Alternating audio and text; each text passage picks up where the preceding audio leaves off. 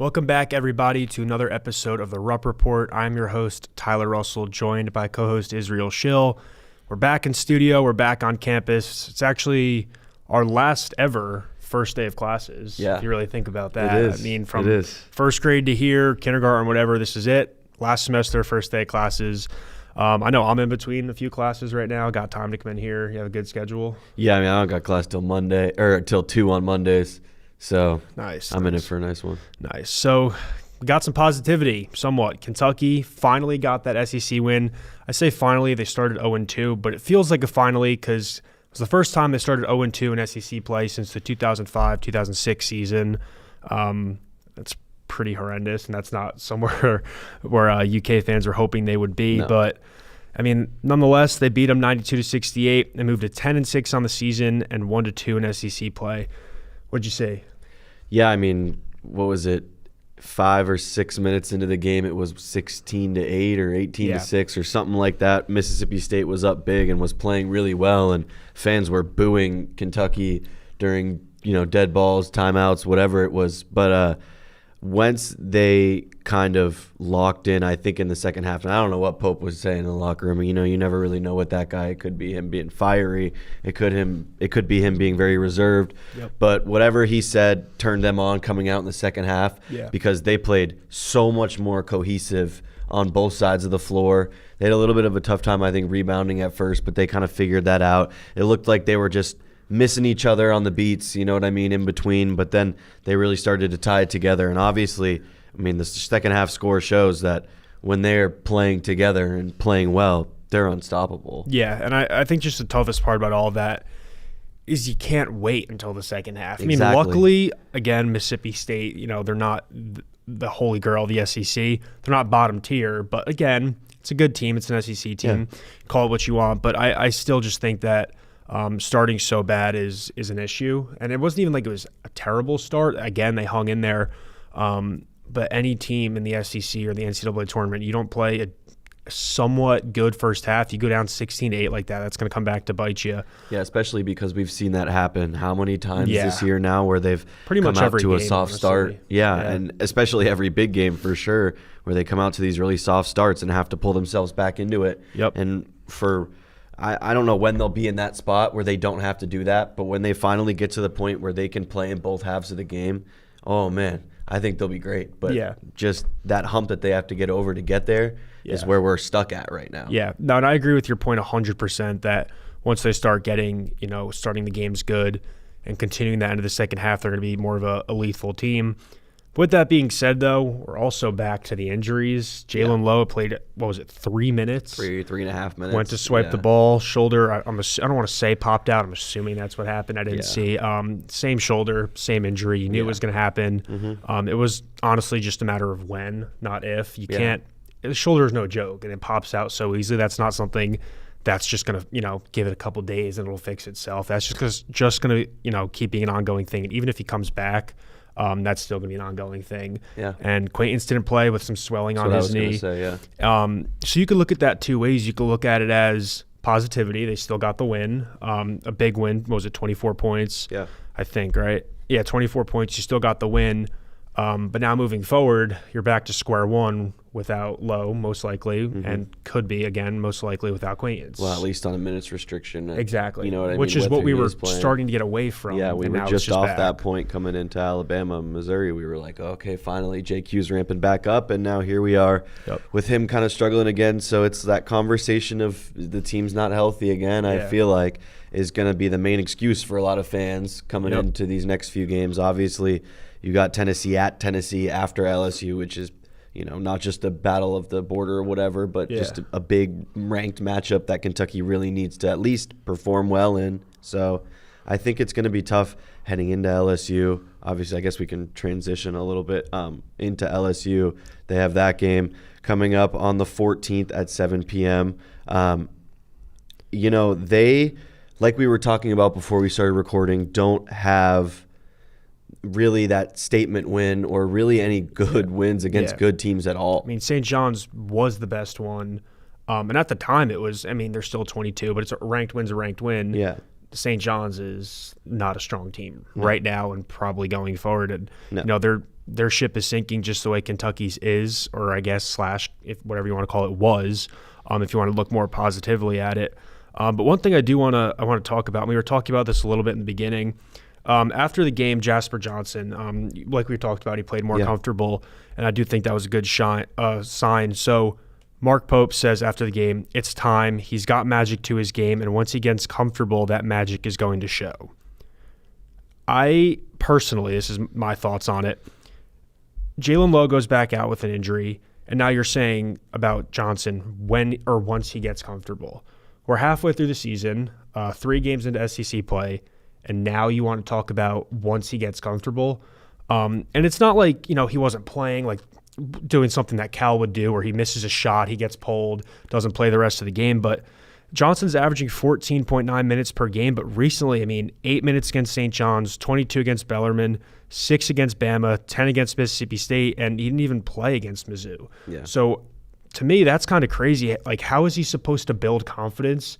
Now that you need it more than ever, again, with Lowe out, you need him and Denzel running the point. But now that he's out, now you need that confidence. Now you're going to hope, and that's all it is. Now all it is just hope. Like, you have to hope that he has that confidence because you didn't really give him the best opportunity to build a ton of it before. And with that being said, I know we were trying to hold on to something positive. We say that every single episode. We finally get there. But I still don't know the state of this team, and I'm still not very comfortable with them going forward. And you just can't forget everything else that happened before with the injuries. And like we talked about, I was going to say this, people are like, oh, Kentucky, once they get healthy, they'll be okay. They had Lowe, they had Quaintance, they got healthy, they got smoked by Bama and then lost an unranked game at home to Mizzou. So it's just ring around the rosy at this point. Yeah, and this team, I think the overarching theme is that this team has no identity. And they don't really seem like they're on the way to finding that identity anytime soon. Yep. And in the Kentucky basketball podcast that UK Sports Network does, they had Goose Givens on, and he's very close with the team. He is always in practices or whatever here and there.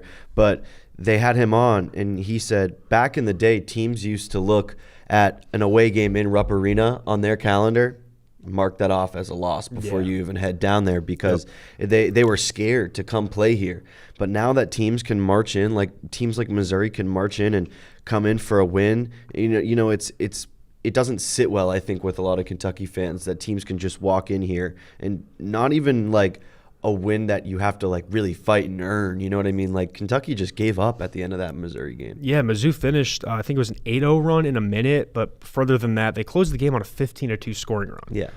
You're in Rupp Arena, the quote-unquote mecca of college basketball. Yeah. And there's fans in here. It's not like they're not getting results. People aren't showing up. It is consistently people are showing up for this team. You're having at least 21,000 people in those stands. Sold out. Every single day. Yeah. Full packed house. And the Mizzou game, a lot of students weren't even back from break yet. No. And I was talking to Jenna about it, who is the other men's basketball reporter with me for the Colonel. We were talking about it.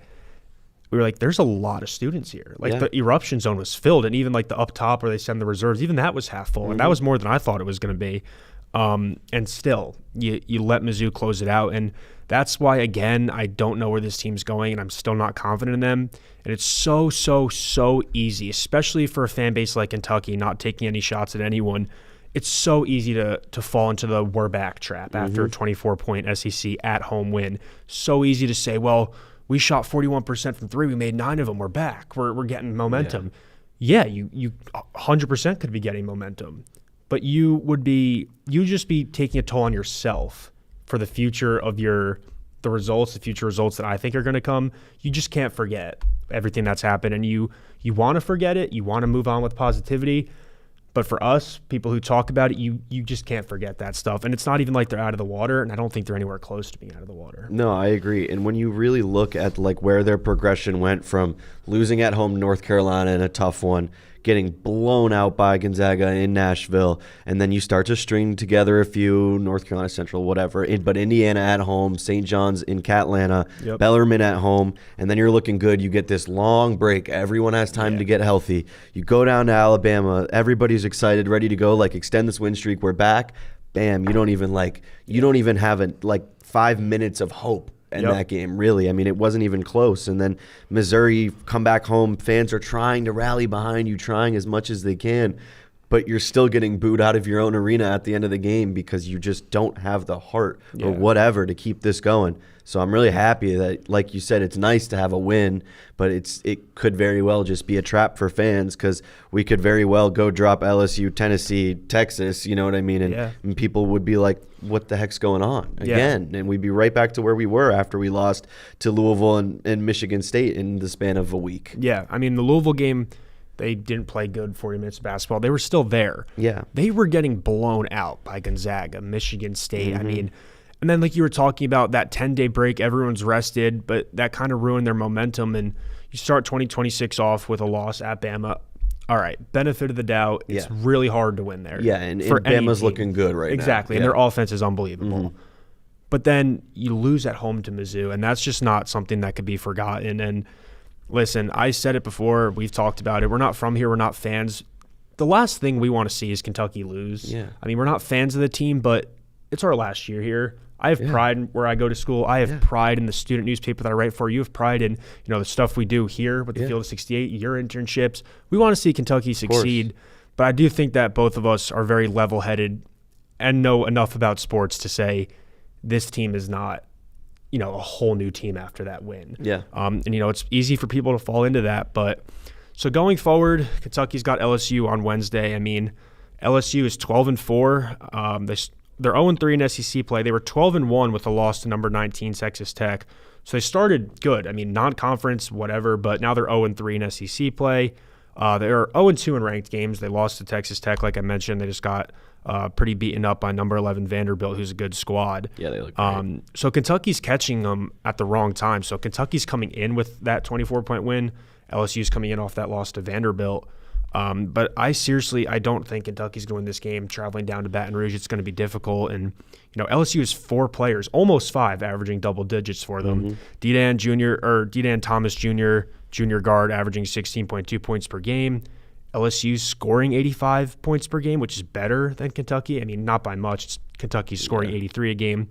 They're giving up nearly the same amount of points, around 72 to 69 for Kentucky. So I don't think they're going to win this one, and I do think it's going to be easy again for fans to think that they can, but I didn't research this, but going off of past years, I don't think Kentucky's very good in recent years, historically good in the Pete Maravich Center in Baton Rouge. Yeah, I'm not sure, to be honest. I can't really think off the top of my head. The only thing I'll say about LSU, which makes me think that Kentucky can do something here, is they've not looked good in any of their big matchups, like you said, but even in their wins against some of these bad teams, it's been maybe a little too close I guess a little closer than it should have been. Granted, Kentucky was like that with Bellarmine. Yeah. A lot of these games where it's like, points, you're letting these tiny schools drop huge numbers on you. And so I think that there's definitely a chance, much more of a chance when we were talking about Alabama, where it was like they could squeeze it out maybe if they play perfectly.